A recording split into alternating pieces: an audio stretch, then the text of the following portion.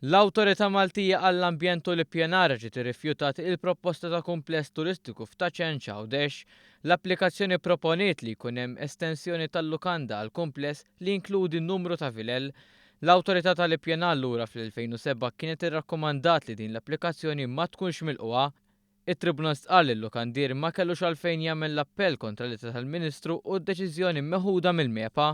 Iżda fl-appell tiegħu huwa kontest tal-interpretazzjoni tal-pjan lokali, il-politika żona tgħid li l-iżvilupp fil-qrib tal-lukanda ċenċ huwa limitat. Iżda kien hemm il-bżonn ta' kjarifika dwar x'inhuma l-limiti tal-kelma qrib.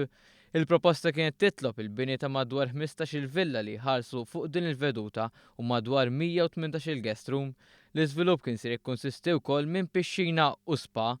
Din id-deċiżjoni hija waħda li mistennija tinżel għasel ma' bosta b'mod partikolari attivisti fil-qasam tal-ambjent.